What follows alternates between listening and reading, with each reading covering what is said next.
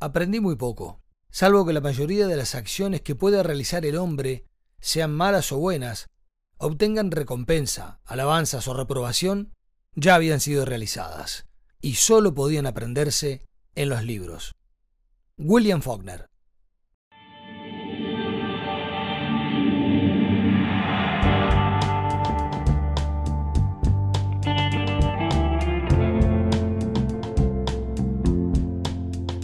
La Tierra Dividida. Conversaciones sobre libros.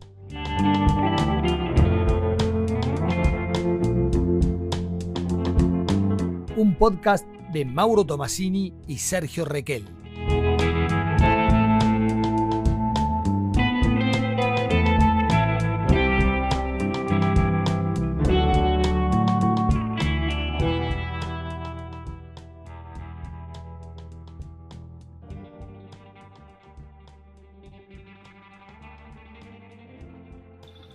Decíamos que estábamos incorporando la parte de reseñas también, que están en el perfil ahora. Está en el perfil en donde dice UR, que es la página web, está la de Spotify y la de la Tierra Dividida. ¿Se puede poner dos? Se pueden poner más de dos. No sabía. Ahora, eso creo que cambió. No sabía. Bueno, de alguna manera vamos a ir subiendo lentamente las reseñas. Tenemos unas 30 para subir, recién hablábamos de eso. Sí. Pero la vamos a ir subiendo con cierto grado de lentitud para incorporar de alguna manera reseñas que podamos estar escribiendo más acá en el tiempo. Porque a veces uno no se siente muy identificado de cosas que por ahí escribió hace 15 años, ¿no? Hay muchas que quedaron bastante bien. No, quedan bien, pero es parte hasta de las lecturas que teníamos que quizás... pero bueno. Siguiendo un poco con la idea de dos libros, hoy temáticamente intenté traer dos libros que hablaran de la locura y los manicomios. Y la reseña que se incorpora justamente a la Tierra Dividida de Reseñas es de un autor brasilero, una reseña que escribimos hace un tiempo, sí, que también tiene que ver con el tema. El primero de estos libros que traía para comentar se llama El Infarto del Alma, de Diamela Altit y Paz Errázuriz. Una escritora chilena y una fotógrafa chilena, que allá por 1992 visitaron el manicomio de Putaendo, al sur, creo que al sur de Chile, y surge un trabajo que es un híbrido muy interesante, porque no se puede considerar ni un libro novelístico, ni ensayo. Es un libro en el cual hay 38 fotografías o 38 retratos que siempre son de a dos, ¿no? Porque uno de los temas que va a tratar la narración y la fotografía es el amor dentro de ese recinto. ¿Por qué? Porque la construcción de ese hospital fue en 1940 y estuvo destinado a personas que tenían afecciones broncopulmonares, tuberculosis. Y hay un análisis muy interesante que hace Daniel Altit en uno de los textos sobre el amor en la época, fines del siglo XIX, principios del XX, con la tuberculosis. Años más tarde, y ya controlada la epidemia en Chile, en 1968, por mandato del Servicio Nacional de Salud, se convierte ese sanatorio de tipo asilar para personas con enfermedades mentales. Y en esta primera etapa recibió pacientes del Hospital Psiquiátrico del Peral, de Valparaíso, y del entonces justamente Manicomio Nacional de Santiago del Estero. Recién en 1977 nace el Hospital Psiquiátrico de Putaendo, y es desde 1990 que adquiere el nombre de Philippe Pinel, tal como se lo conoce ahora. ¿Qué es lo que impacta de este libro? Bueno, primero a mí, en lo personal, Diamela Altit me parece una escritora de los márgenes y de esa escritora que no se puede encuadrar, encasillar, a través de una literatura de muy alto nivel, y que a veces es difícil seguirla, no es una autora sencilla. Uno a veces tiene la intuición nada más que lo que está leyendo es muy bueno y tiene que prestarle una atención especial a esa narración. En todos sus libros, quiero decir, desde Lumpérica, que es el primer libro de ella, en plena dictadura de Pinochet, hasta Fallo Humano, que es el último y que anduvo circulando acá muy brevemente, casi nada, y que también es una muy buena novela, y ahí viene el encasillamiento, cómo llamar a esa narración. Acá, lo primero que quizás hay que destacar es que Diamel Altit desempeñó un papel activo en el colectivo CADA, formado en 1979, en plena dictadura, colectivo de acciones de arte, que él lo integró junto a Raúl Zurita, Lotti Rosenfeld, Juan Castillo y Fernando Balcé, a la cual luego se integra Paz Errázuriz. Dentro de ese grupo está como concepción bien marcada, digamos, lo que era performance y el video de arte, y que marcaba además una disidencia no solo, obviamente, con lo político del grupo, sino también con todo lo conocido como práctica artística. De hecho, es muy interesante leer el desarrollo del Grupo CADA, lo que fueron sus intervenciones en barrios, en periferias. Y bueno, de ahí nace un poco esto del tip de hablar un poco de los márgenes, de aquellos lugares que están por fuera de la mirada común de cada uno de nosotros. También el infarto del alma hay que ubicarlo dentro de lo que es la salida de la dictadura chilena y un poco la idea de la concertación, ¿no? Esa idea de pulir al máximo las contradicciones de la sociedad chilena, y la búsqueda de estas dos autores, creo, es salir a buscar lo no consensuado, lo que no está consensuado dentro de lo que era la práctica común de la política luego del año 90, cuando asume el gobierno de la concertación.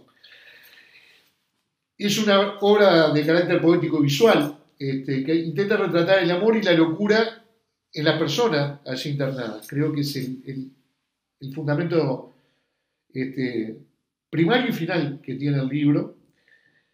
Incluso hay algo interesante, y es que las fotografías están sacadas antes de este viaje que realizan juntas, y de hecho el TIT lo que habla a través de cada una de las narraciones que va haciendo es que es el recuerdo de la foto, no la foto en sí. Porque hay algo que también tiene el libro que está bueno, y es que es una obra en conjunto donde no hay jerarquías.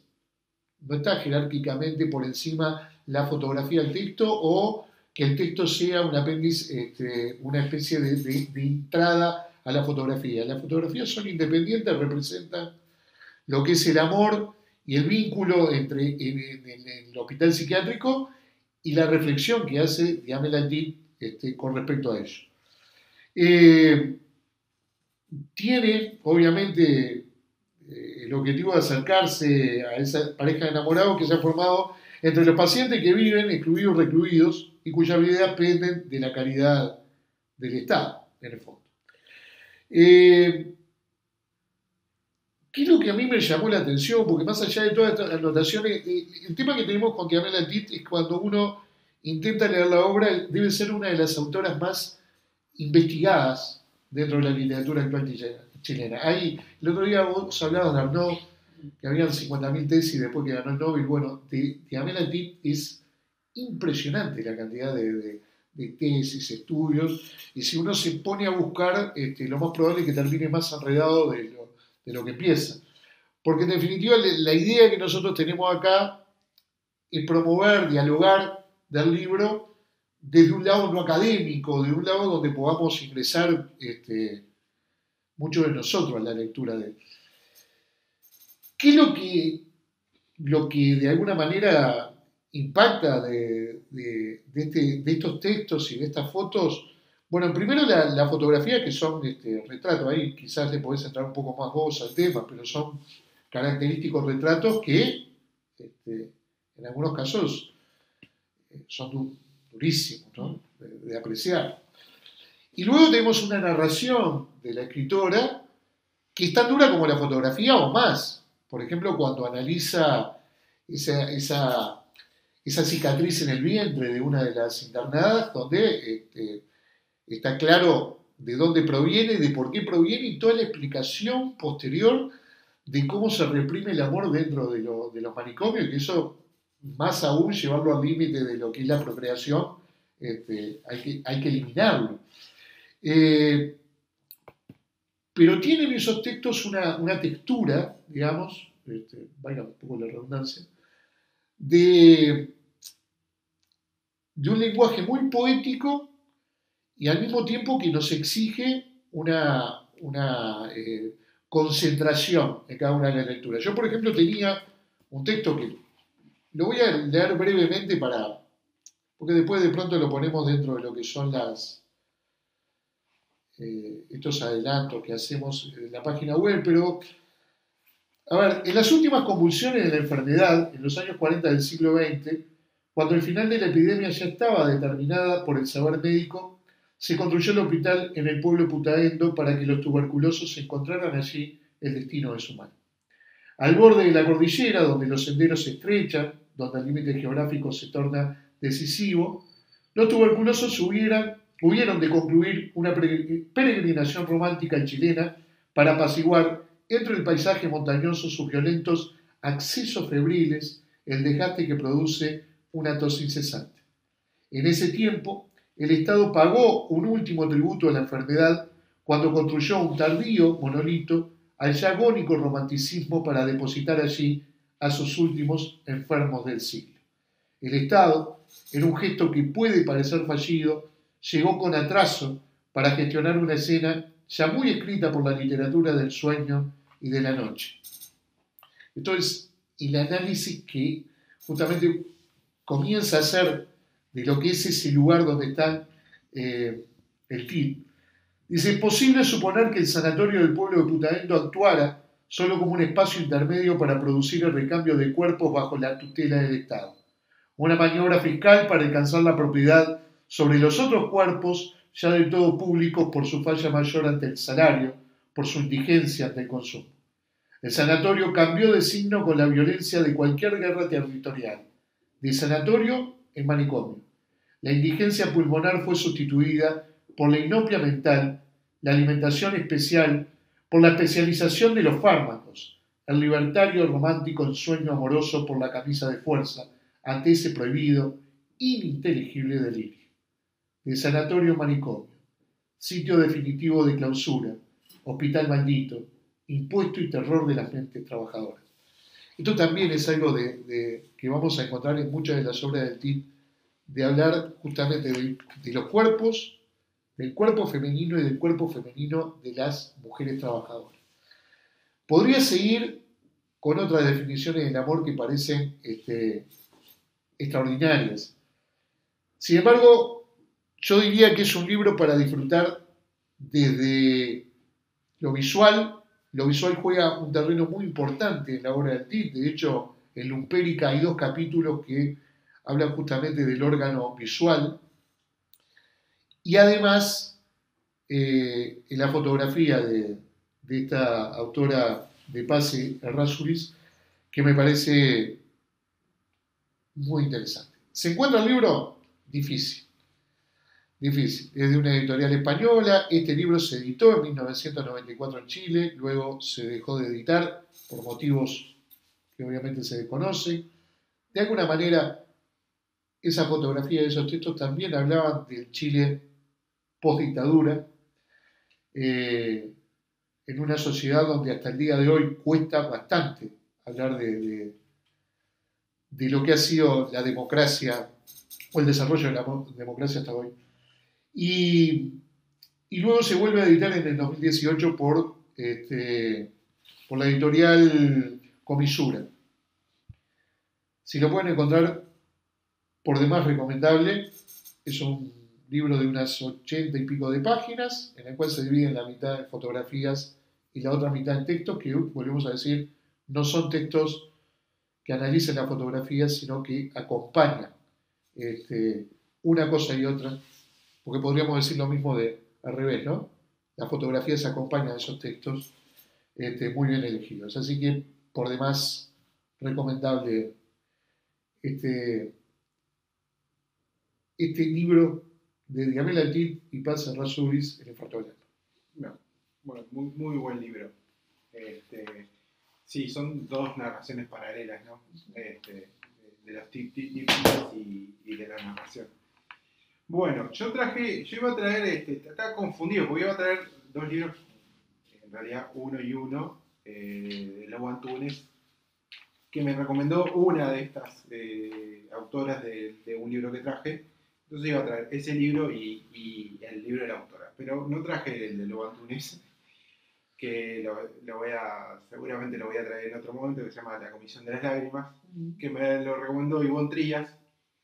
Entonces traje, por ser, sí, el mes de la memoria, o el mayo de la memoria, lo que sea, o por traer dos libros que quería, uno de Ivonne Trías y otro también más testimonial. El libro de Ivonne Trías que traje, Ivonne Trías es uruguaya, no vamos a decir nada. Por supuesto que ella también leyó muchas de las crónicas, de las reseñas que nosotros sacamos. Sí. Estuvo presa, estuvo vinculada al Partido por la Victoria del Pueblo, a determinadas organizaciones políticas, a la salida de la dictadura. Estuvo en el semanario Brecha hasta hace muy poco. Fundó Cotidiano Mujer también, ¿no? Bueno, es una periodista de alto rango y bastante conocida dentro de los medios y dentro de, digamos, las escritoras que tienen que ver con el pasado reciente. Ella tiene dos libros, uno que se llama La Tieta y este que se llama Broelia, que es de hace creo que 3 años. Este libro le costó bastante tiempo hacerlo, por lo que yo supe, estuvo un largo tiempo viendo diarios y viendo documentos y cosas, sobre todo para el tema de las fechas, porque es un libro que, si bien es una cuestión que obviamente tiene que ver con su vida, porque ella tiene al esposo desaparecido y a su hermana desaparecida, que tiene que ver con eso, pero tiene que ver con una reconstrucción histórica que hace de una persona que nace en Cardal, Marina, en el 1900, y el desarrollo de ella a lo largo de los años, su evolución, y además a lo último lo relaciona con el pasado reciente, ¿no? O sea, si bien no es una cuestión autobiográfica, ella dice que tiene cuestiones autobiográficas, tiene cuestiones testimoniales, tiene cuestiones de celebración, sobre todo es una novela de celebración, porque aparte se llama Broelia, la ceremonia imposible. Broelia quiere decir los desaparecidos en el mar, el pueblo bretón, porque Marina, la protagonista, es bretona, ¿no? De hecho, termina también en esa parte del mundo, en España sobre todo, que tienen partes de la cultura bretona. Y el libro tiene muchas cosas de otros libros y de otras lecturas. Tiene mucha cosa de Lobo Antunes, por eso se ve que me lo recomendó. Tiene muchas cosas de Pascual Keyword, sobre todo Desde el mar, si no me equivoco, y tiene otras lecturas. Ella quiso hacer una cosa y le salió otra, y es una novela muy interesante porque yo creo que no es a mí me gustó más la anterior que esta, pero tiene una cosa que creo que es relevante, que es que está bien que se escriba sobre la historia del país, ficcionado, ¿no? ¿Por qué? Porque en esta novela aparece Terra, aparece los blancos y los colorados, aparece un refugiado español que Marina recibe. Bueno, aparece obviamente toda la evolución de la mujer en la década de cuando vota por primera vez, aparece Marina siendo casi analfabeta, aprendiendo sola, aparece con 5 hijos en el medio de la del interior de Cardal, cuando se tiene que venir a Montevideo huyendo por problemas de divisas también, del Partido Blanco y Colorado. Entonces, a mí me parece que esta novela está interesante. ¿Por qué? Porque es eso, porque toca cosas del Uruguay, que si bien hay otras novelas que han ficcionalizado eso, es interesante, por lo menos que recoja determinadas cosas. La escritura que tiene es muy periodística, es muy ágil, porque Ivonne Trías escribe muy bien. Ella quiso hacer algo medio a Agota Christoph y no le salió, digamos, ¿no? Que es bueno ponerse, digamos, ese nivel. Miércoles que te pusiste estrecho. No, cómo no. Y está bien, nada más, si ellos se lo ponen, está bien. Pero lo más interesante es la estructura que eligió, que es una estructura que cuenta básicamente Marina funciona como una tercera persona, pero en realidad funciona como una primera persona, y va en cada, digamos, capítulo, va como incorporando las voces de los hijos. Entonces vos tenés Marina que habla de determinada cosa y después aparece Ángel, que es un hijo, que aparece en cursivo contando lo mismo otra cosa. Y eso me parece lo más interesante de la novela, y así sucesivamente con sus personajes, con las hijas de ella tiene Marina tiene 5 hijos, y después nietas. Y bueno, básicamente es digamos, el desarrollo de esas nietas dentro de la década de 60 y 70 y lo que sucede ahí. ¿Cómo termina la novela? Termina mucho, con muchas referencias a la Comisión de las Lágrimas, por eso es que, digamos, que no traje ese y traje en el final, ¿no? Pero cierra muy bien en la novela, sobre todo cierra porque yo creo que escribir esto para una persona que estuvo presa y para una persona que tiene 2 familiares directos desaparecidos y un montón de amigos desaparecidos, es una celebración, como dice ella, ¿no? Que es como esta cuestión bretona de la Borela, que es esta celebración que se hace de los desaparecidos en el mar, ¿no? A mí la verdad me parece que, si bien no es de las que más me gustó más la otra. Es una novela interesante, que creo que no es muy conocida, o sea, yo la traje porque no es muy conocida. Salió hace, ya te digo, 3 o 4 años. Es muy buena estéticamente porque esto es de Maca. Esta editorial es de Maca, es de Yagurú, si no me equivoco. Bueno, ahora se me fue, pero sí, es Yagurú, que se consigue. Yagurú, que se consigue básicamente en el mercado. Y es una novela interesante de inicialización para mí. Alguien que se vaya a meter en el tema del pasado reciente o de todo el siglo XX, a mí me parece bastante interesante. Sobre todo también aporta determinados hechos históricos, cuando la mujer votó por primera vez, cuando fue, y bueno, y algunas cuestiones que tienen que ver con el devenir, que es en realidad el devenir podríamos decir, de muchas de las mujeres, digamos, de los 60 y los 70. Y yo traje porque ya, para hacer una reverencia a ella, y no traje que me recomendó ella, digamos, así que, pero bueno, es Proera, La Ceremonia Imposible de Ivonne Trías, y si pueden, y también yo recomendaría el anterior, si lo encuentran, que es muy difícil, porque pasa ese editorial. Sí, requiere, me parece, la anterior requiere una... Es mucho más filosófica, mucho más reflexiva, mucho más abstracta. De hecho, se basaron en hacer la película de ese libro. Es mucho más corta también, pero requiere un poquito más de concentración, de atención. Y bueno, no sé si capaz que por ahí en PDF la encuentran, esas cosas, pero como Trilce cerró... Claro, era de Trilce. Era de Trilce. Ivonne Trías es una muy buena biógrafa, haciendo geografía, y tiene 2 de Gerardo Gatti y Hugo Cores, que son muy buenas. Cualquiera de las 2, si bien una es en coautoría, ¿no?, con Universindo Rodríguez, pero son muy buenas. La de Gerardo Gatti, la verdad, es muy buena, es casi una historia de una parte de la historia del Uruguay reciente. Muy bien, Ivonne Trías, entonces, yo el recuerdo que tengo de la novela de Trilce es que requería un esfuerzo, sí, de verdad, no era de una lectura sencilla. Son de esos escritores que por suerte nos obligan a leer la complejidad también narrativa, y la verdad que nunca tuve yo esa novela. Yo no sé si no me la prestaste vos en su momento. Nunca la tuve. Ahora me hiciste acordar que era de 3. No, lo que pasa es un libro bastante chico. Chiquito, además. Es bastante raro de encontrarlo, la verdad, no.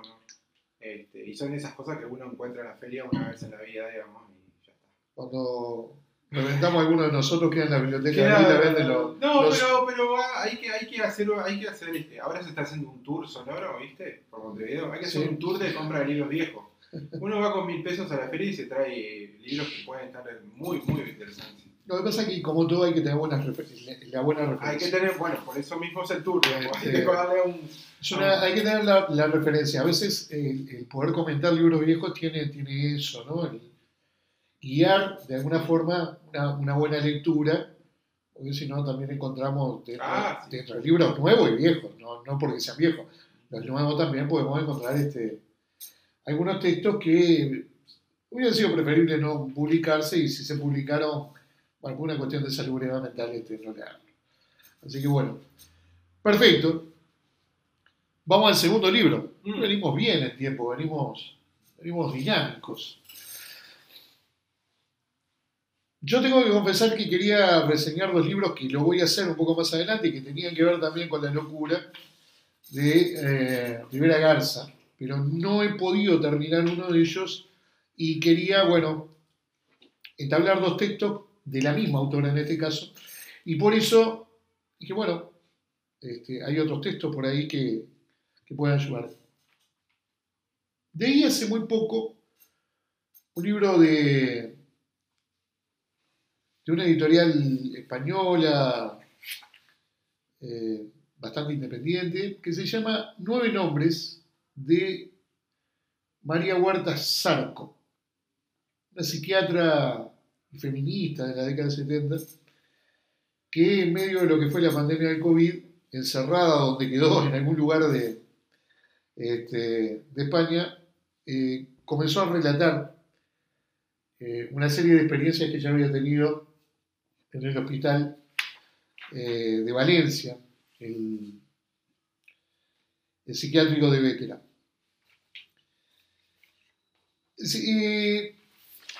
A ver, me pareció interesante.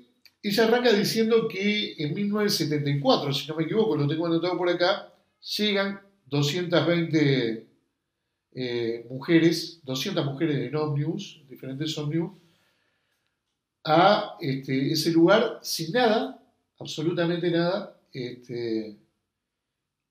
y sin saber qué iba a suceder con ellas. La habían trasladado, provenía del hospital del Manicomio de Jesús, como se llama, que en realidad era el Manicomio de Jesús Pare Joffre.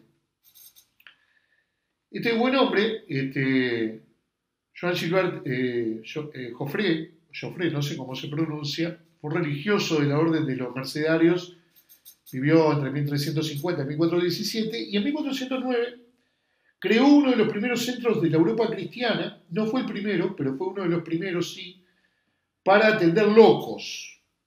Bueno, y vayamos a 1400, ¿no? Lo que era la locura en aquel momento, era símbolo de segregación absoluta, y segregación por ser lo más suave. Y sí, si bien no fue el primero en abrir un manicomio, sí fue el primero en tratar de forma digna a los pacientes que ahí llegaban. Proporcionó tratamiento médico y alojamiento a personas con enfermedades mentales, y cerró recién en 1989. La voz, ¿no? El tiempo que pasó.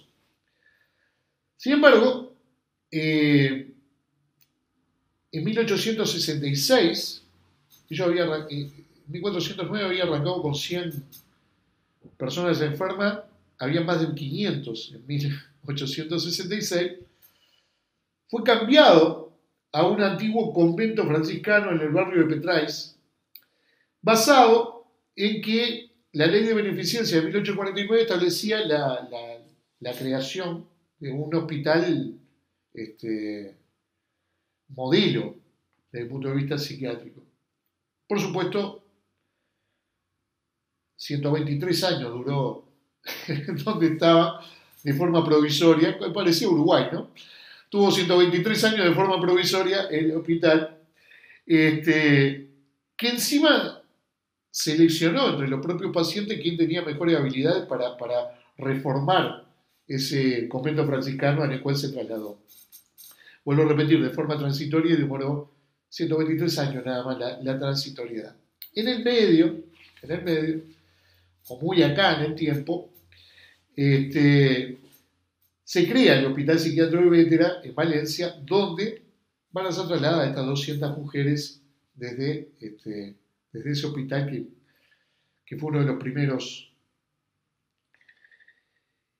Y una de las cosas, claro, ahí leer el libro también es leer un poco la historia de la del debate en la psiquiatría, ¿no? De la medicalización, de los electroshocks, de cómo tratar a los pacientes. Y hay algo que en estas 9 mujeres que elige Huerta Zarco, hay un patrón común, ¿no? Que es el machismo exorbitado, las sombras del franquismo, que indudablemente estaban latentes, y la situación de encontrar mujeres que no tenían ninguna enfermedad, pero que se las trataba como si sí la tuvieran, a tal punto que dice que hay relatos que en el siglo XIX y XX, hombres que contaban con la complicidad de algunos médicos y enfermeras encerraban a sus esposas ahí. Y muchos de ellos, cuando no querían o tenían hijos no deseados, también los encerraban. Eso continuó, esa práctica, durante el siglo XX, en el cual, sin ser tan obvio, se buscaban formas para que la mujer quedara encerrada, ya fuera porque hay 2 o 3 historias que son realmente muy, muy interesantes. Pero todas tienen un mismo patrón: la violencia masculina, la sumisión de esas mujeres y el llevarlas a los extremos para que en esos extremos pudiera manifestarse algún punto que permitiera creer que no estaban sus cabales, que estaban locas. Por ejemplo, una de ellas es una internada en un convento mixto, y claro, venía con delirios de ensueños que abusaban de ella. Delirios tremendos. Y resulta que cuando llegaba al hospital, descubrían que esos delirios desaparecían. Y que cuando se la consideraba que podía regresar a su vida habitual y volvía a esos conventos, poco tiempo después la volvían a internar con esos delirios.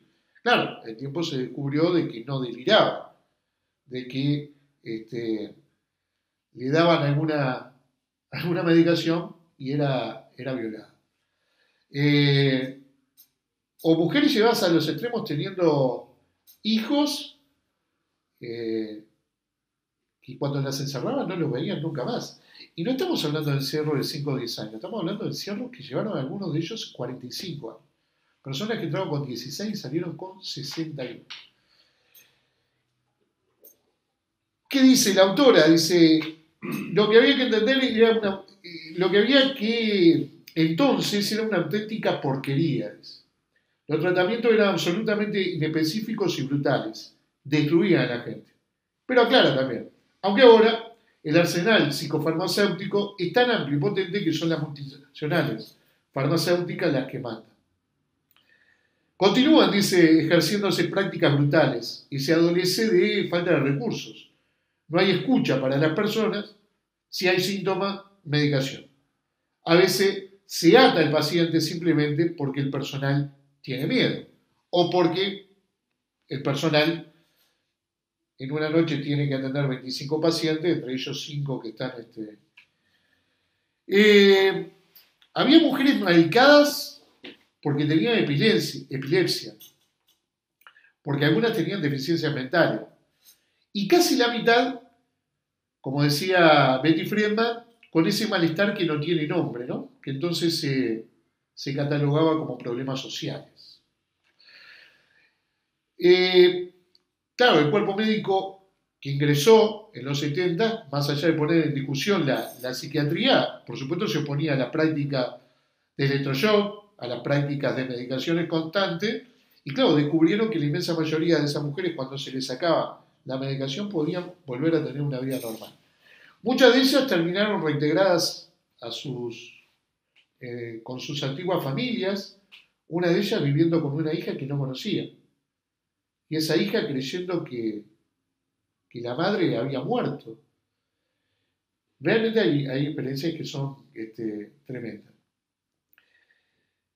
Hay una anécdota que dice que donde está instalado el hospital actualmente, En 1981 algunos vecinos de urbanizaciones muy exclusivas y alcaldes de pueblos cercanos propusieron, obviamente, que cercarlo, amurallarlo, meterle alambre de púa, y que hubo que pelear contra toda esa subjetividad de la gente que pretendía el aislamiento total de esos individuos cuando lo que ponían estos médicos, entre los cuales Huertas estaba a la cabeza, era justamente reintegrarlos al mundo luego de algunas prácticas, como por ejemplo el alquilar por parte del Estado una vivienda y llevar a 3 mujeres que tenían muy buena relación dentro del psiquiátrico y llevarlas a vivir juntas, obviamente con seguimientos médicos, sociales, ¿verdad? Y fueron exitosas esas prácticas.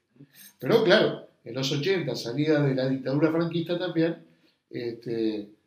la mirada no era del todo condescendiente con esa práctica. Un libro que no hay que buscarle, digamos, un alto valor literario, está muy bien escrito, sí. Para ser una médica, además, tiene como una dimensión particular que esté muy bien escrito.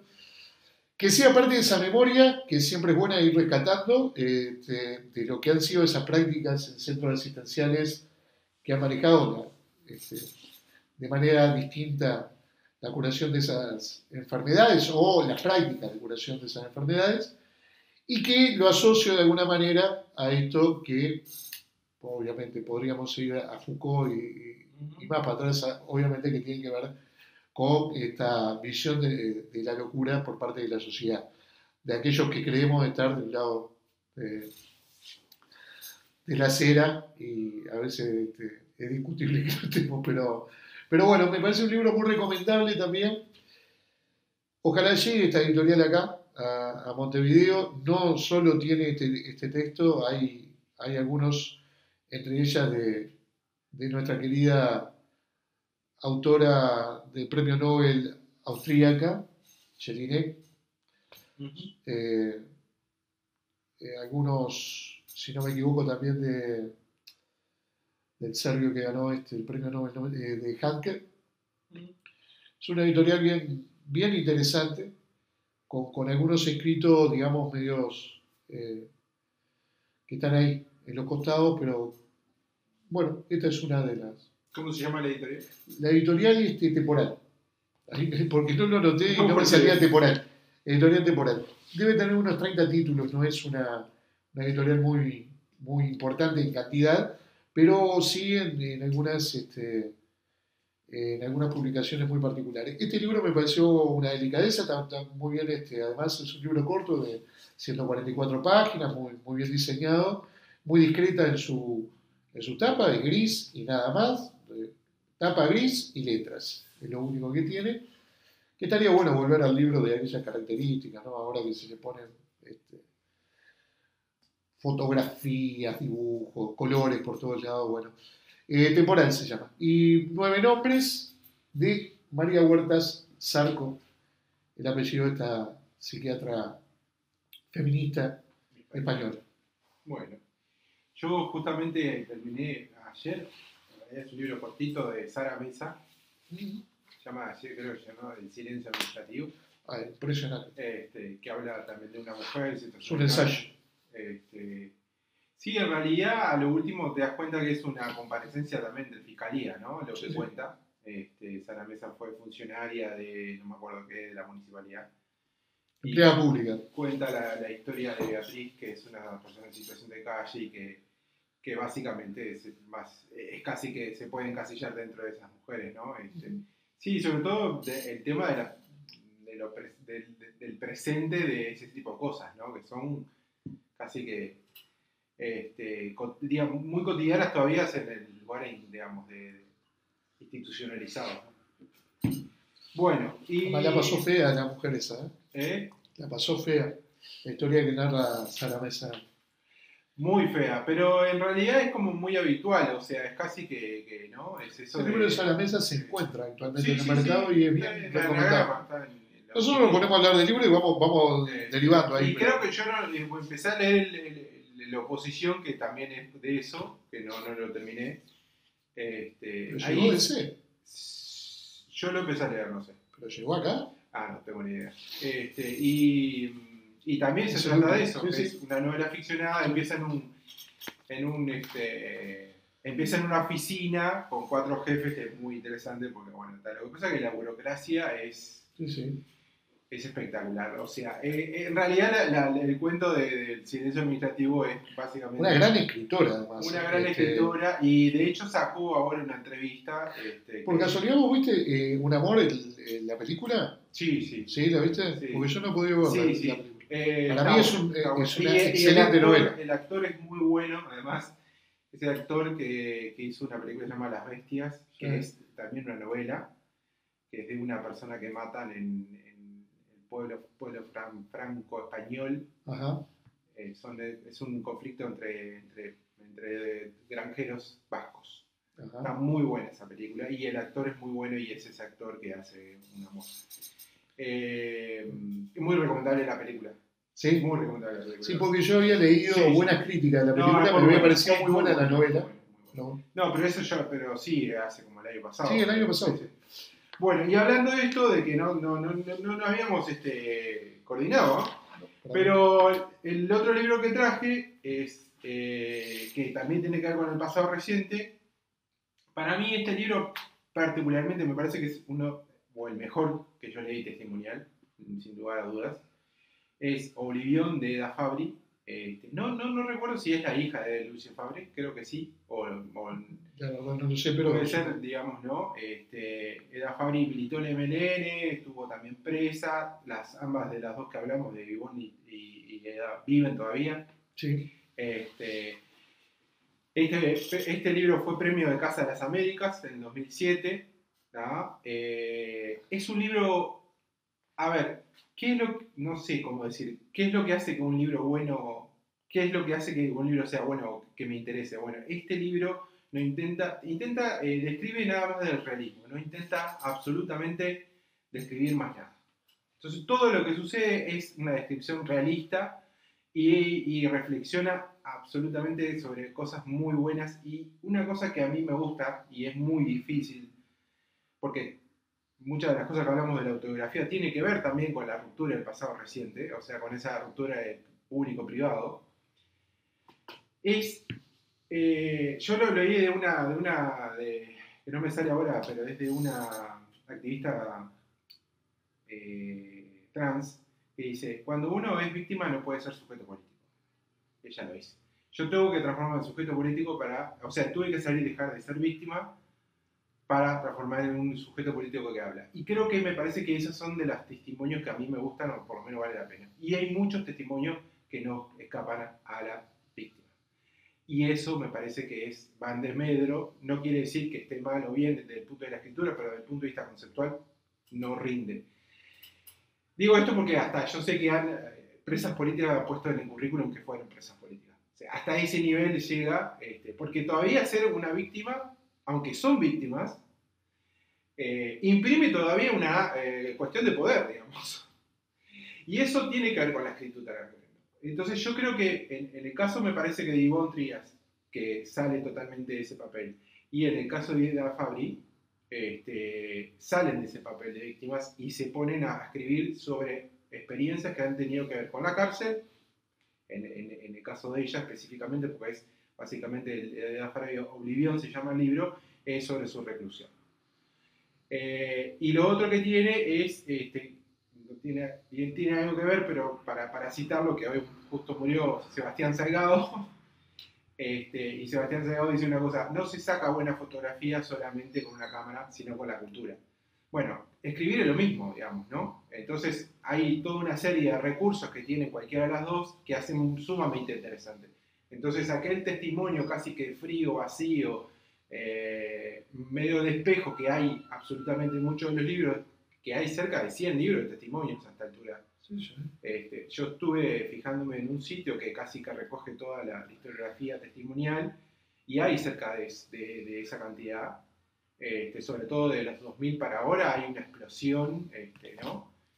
Niños en cautiverio, mujeres, bueno. Acaba de salir Desobedientes y Recuperados. Desobedientes de Gatti acaba de salir, sí, bueno, ese es un libro que debe estar bueno. Muy bueno. Sí, debe Yo estar voy en bueno. la página 120 y la verdad es muy Y bueno. debe ser bueno porque él es bueno. Otra familia que mi mamita quería, digamos, ¿no? Gratis, claro. Sí, claro. Claro. O sea, todo, ¿no? Entonces, bueno, yo traje este libro es una editorial uruguaya que se llama Letra Ñ. Creo que existe todavía, no lo tengo muy claro, no sé muy bien. Creo que son los que quedaron de Comunidad del Sur, si no me equivoco, Ajá. me parece. Han editado otros libros, es un libro, a mí me gusta. Tiene para tener otra referencia, tiene un prólogo de Carlos Liscano, que dicho sea paso, pasado mañana, se cumple años de la muerte de Carlos Liscano, que es otro que indudablemente hay que traer, ¿no? Es muy bueno el prólogo de Carlos Liscano. Y él dice básicamente que uno cree que es uno de los mejores libros. Dentro de las presas políticas piensa que es uno de los mejores libros, ¿no? Y la verdad que el grado de reflexión y las cosas que cuenta son muy interesantes. Cuenta la cotidianidad de la cárcel, ¿tá? Pero lo hace de un punto de vista muy interesante, ¿no? Esas cuestiones que tienen que ver con reflexionar sobre la experiencia. Yo lo recomiendo mucho, la verdad, es muy interesante y hay muchas partes que se pueden leer porque es muy chico, son 90 páginas en realidad, casi 100 páginas. Donde habla de amigas, donde habla de parientes, donde habla del cine, donde habla del cine que hacía dentro de la cárcel cortando papelitos, o sea, ¿no? Pero todo en un grado de reflexión. No se queda en esa cosa como autorreferencial también del casi lastimosa a veces. Esto es toda una discusión, ¿no? Y sobre todo también la discusión de cómo se escribe la primera persona, la tercera persona. Acá tenemos que trivializarlo, que ella tiene un libro muy interesante sobre eso. De hecho... Te hago un corte. Sí. Este libro que a mí me asombró de Gatti, después lo reseñaremos. Hay una parte muy interesante que tiene que ver con la familia de quienes fueron los represores. Uh-huh. En eso se basa el libro, precisamente. Y en Chile, uno de ellos que hizo o reconstruyó todo un sitio de la represión, se lo obligó a abrirse de ese lugar por desconfianza de que por algo se había acercado a... Si era el hijo de un militar que había reprimido, que había asesinado, no podía ser... Por algún motivo tenía que estar ahí juntándose con las víctimas. Ahí vuelvo, estaba pensando en eso, de la víctima, ¿no? Y a veces no pensar de que también fueron víctimas muchos de los hijos criados por los represores, es un tema bien interesante de analizar, ¿no? Sí, sí. Un tipo que además no se había acercado bajo ningún mandato que no fuera el de rechazar profundamente lo que habían hecho sus padres, incluida la madre, y tratar de ayudar en la búsqueda de verdad y de justicia. Y bueno, como del otro lado había un recelo muy grande de parte de una izquierda chilena que decía, no, si te acercaste acá seguro es porque... Sí, en los ciclos creo que hay del pasado reciente, me parece que esas cosas se van como desintegrando, pero sí hay una cuestión amigo-enemigo de los primeros años, por lo menos de las primeras dos escuelas, que está muy fuerte, ¿no? A ver, en este libro no, pero en el libro de Las Palomas o en el libro de Licitra, de la fuga de Punta Carretas, dejan de lado a una persona cuando se iban a fugar de las mujeres, de las Topolaki. Sí. O sea, esa lógica perdura en muchas cosas, ¿no? Hasta el día de hoy en algunas cosas. Creo que hace relativamente poco se formó acá un grupo de hijos de ex represores. Sí, alude justamente, ¿no? Porque es un grupo que nace primero en Argentina, como casi siempre, se expandió posteriormente a Uruguay, a Chile, y en Brasil ahora se está creando como, bueno, familias que también fueron víctimas de alguna manera de la mentira, del ocultamiento, y hasta de conductas que son absolutamente similares en todos los casos de violencia. Sí, claro. Es decir, no ejercían la violencia únicamente hacia afuera, sino hacia lo intrafamiliar. O sea, eso unido además a lo que era el ocultamiento de lo que sucedía. A mí me parece una actitud muy valiente de parte de esas personas. Como también la actitud valiente de determinadas personas construidas en relatos del heroísmo, que también tienen vidas privadas también muy deshonrosas, digamos, como se sabe, digamos, ¿no? Sí. Pero estos son de las cosas que, bueno, se van como tamizando, digamos. Bueno, pero este libro para mí es muy interesante. Si lo pueden encontrar y leerlo, no lo sé, capaz que en alguna biblioteca, aunque bueno, no sé si las bibliotecas hoy en día funcionan mucho.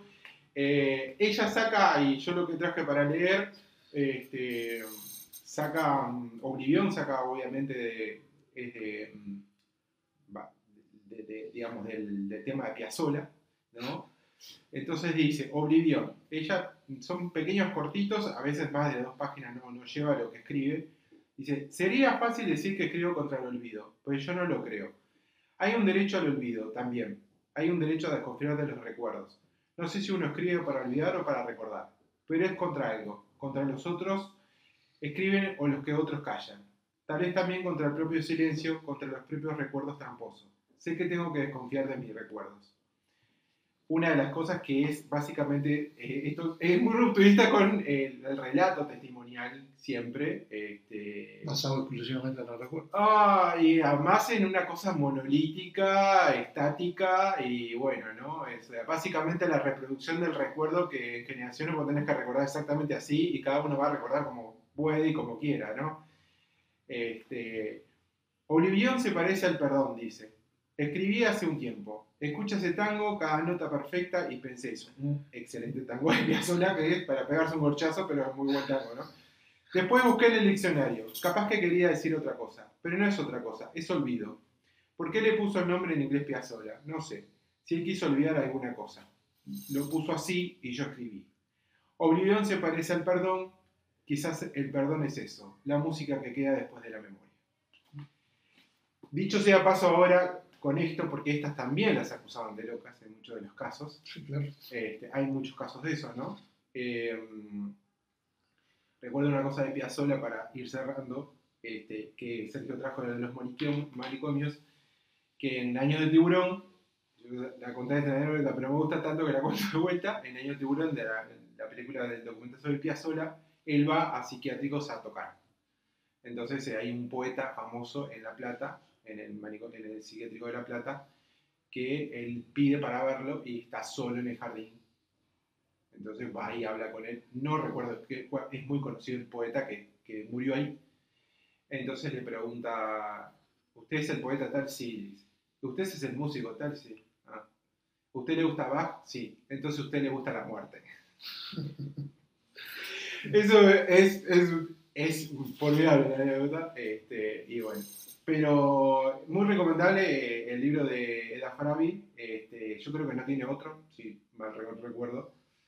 Muy recomendable las traducciones de Luce Fabri. Bueno, sí. Si se encuentran, ojalá que la Universidad de la República las pueda reproducir un día, tanto Maquiavelo como la Divina Comedia, que son extraordinarias traducciones. Y Eda Fabri, Luce Fabri, que sacó hace poco un libro de la Universidad de la República que lo editó de vuelta sobre el fascismo, que es básicamente leer el fascismo hoy, o la nueva derecha hoy, todos esos que leen, ¿no? Panón y Forti, bueno, Luce Fabri lo escribió en la década de 40 ya, digamos. Es un texto que salió es una editorial rara de Montevideo, que es el fascismo, y yo lo tengo en la edición mimeografiada, la tengo yo, en un repulgue. Sí, no es una editorial rara, es una editorial que se está encargando de rescatar ciertos escritos de tapa negra. No, es tapa gris. De tapa gris. No recuerdo. Sí, puede ser. Pero es muy buen libro ese. Si lo pueden conseguir ahora que se reeditó. Así muy bien. Que bueno. Repetí ahí, editorial. Editorial es Letra Ñ, Oblivion. Creo que se encuentran 2x3 en la feria por ahí. Si lo pueden encontrar, mejor. Bien, perfecto. Bueno, hemos llegado un poco a los 4 libros.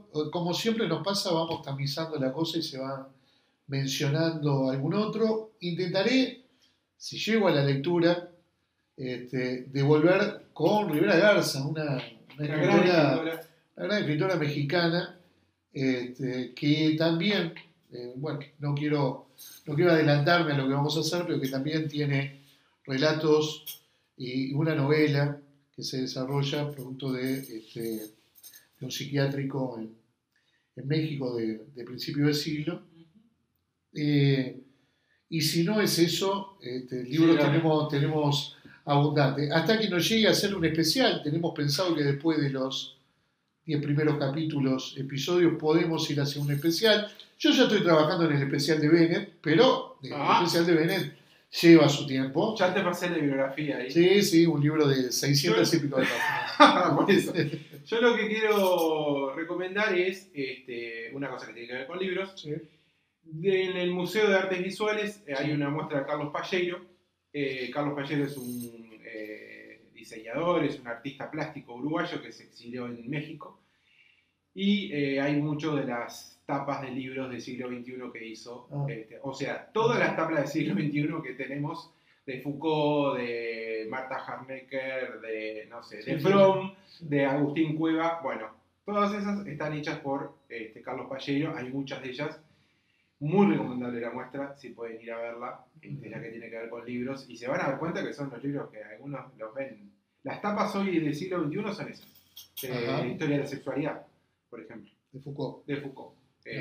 La arqueología del saber, muchos libros de Las palabras y las cosas. Las palabras y las cosas. ¿Lo entendió para ponerse en la Como diría Barran, no entendí ese libro. Si no lo entendió Barran, está difícil que nosotros podamos, ¿no? Vamos a encontrar algún oyente seguramente que va a decir, no, se entiende perfectamente, no lo leyeron en el momento que había que leerlo, pero libro complejo si lo hay de Foucault, ¿no?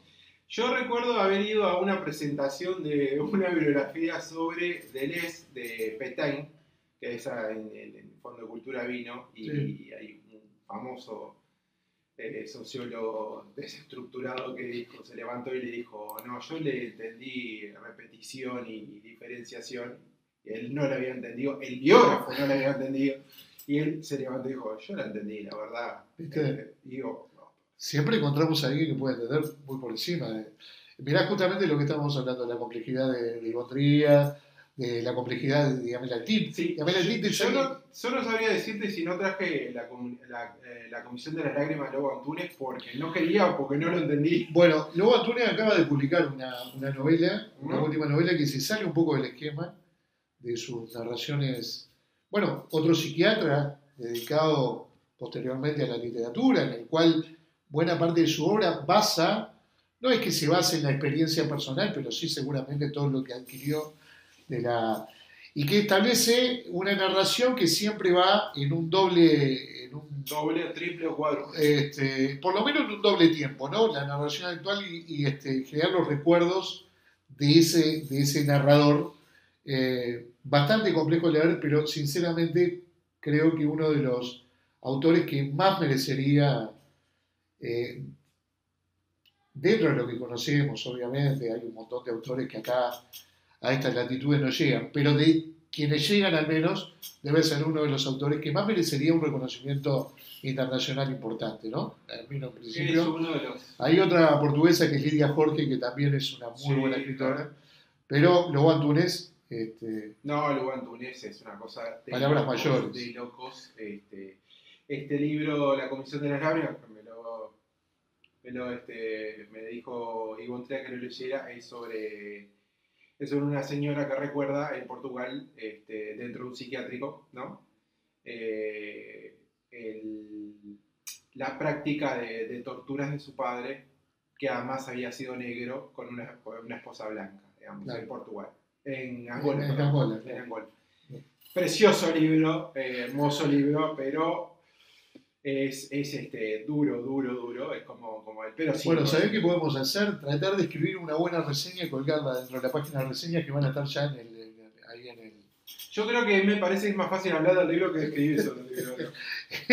Es complejo, Lobo Antunes en general como para escribir, pero bueno, esto que te decía, Yamel Altit por ahí también hacerlo como una panorámica de su obra puede llegar a ser interesante, y en el caso de Lobo Antunes también. Eso va a requerir más que un especial de podcast, casi un especial narrativo desde la escritura, pero todo se puede. Gran cine en portugués.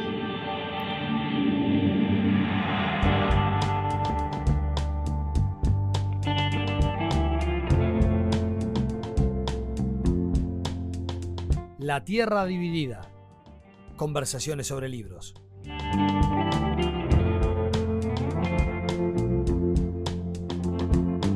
un podcast de Mauro Tomasini y Sergio Requel.